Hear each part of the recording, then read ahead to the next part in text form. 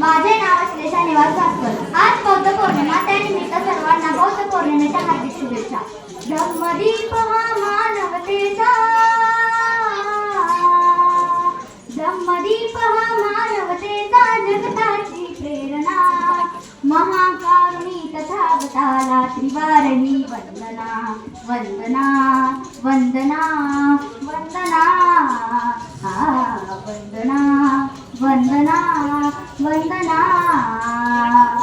बुद्धं शरणं मंत्रमहान, बुद्धिवंत होऊया. धम्मं शरणं तंत्रमहान, नीतिवंत होऊया.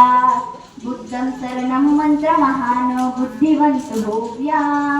धम्मं शरणं तंत्रमहान, नीतिवंत होऊया.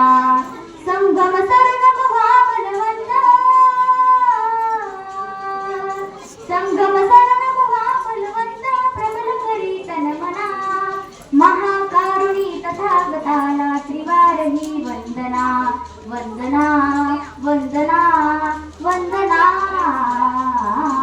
वंदना वंदना वंदना. आज बौद्ध पौर्णिमा. तथागत गौतम बुद्ध यांनी केलेले कार्य काही क्षणात सांगून संपणार नाही, पण त्या काही क्षणात मी त्यांचे विचार आपल्या समोर मांडणार आहे. तथागत गौतम बुद्धांनी खऱ्या अर्थाने जीवनाचा अर्थ सांगितला, दुःख निवारण्याचा मार्ग सांगितला. क्रोधाला प्रेमाने, वाईटपणाला चांगुलपणाने, स्वार्थाला उदारतेने आणि खोटेपणाला सत्याने जिंकता येऊ शकते. हजार खोकले शब्दाहून एक चांगला शब्द जो जीवनात शांती आणेल. शब्दात एवढी ताकद असते की एखाद्याला नष्ट करण्यासाठी, स्वास्थ्य करण्यासाठी शक्ती बनू शकते. असे एकापेक्षा एक अद्भुत विचार जगाला देऊन शांततेचा मार्ग देणारे म्हणजे तथागत गौतम बुद्ध. त्यांचा जन्म लुंबिनी येथे झाला.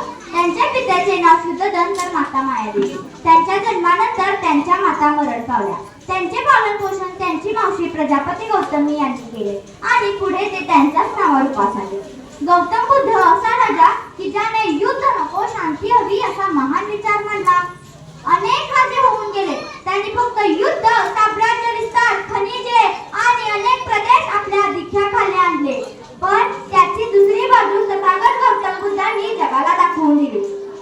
युद्धामुळे होणारे परिणाम जे दीन लोकांनाच भोगावे लागतात याची जाणीव होणारा पहिला राजा म्हणजे तथागत गौतम बुद्ध.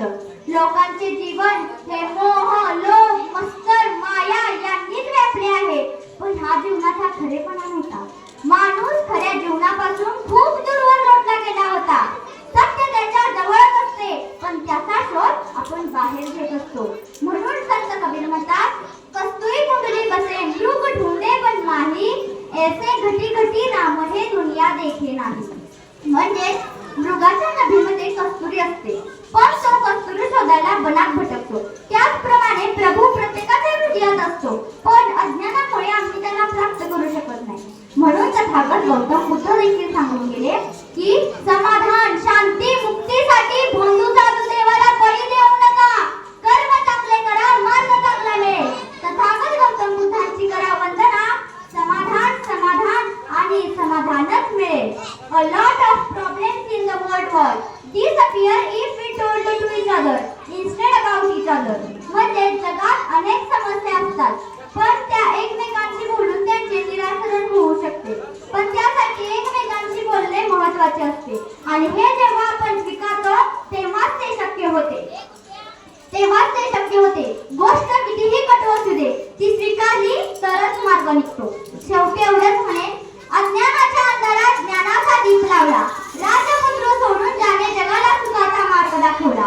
पिंपळाच्या छायेत मिळाला बुद्ध धर्म, शांतता आणि अहिंसा हाच खरा धर्म. सत्याच्या शोधात पडले पाऊल निधड्या छातीचे, सत्याच्या शोधात पडले पाऊल निधड्या छातीचे. पिंपळाच्या सावलीत मिळाले ज्ञान शांतमूर्तीचे, ज्ञान शांतमूर्तीचे. धन्यवाद. जय भीम. नमो बुद्धाय. आपल्या शुभाची या ठिकाणी आपण आश्लेषण निवास भास्करिता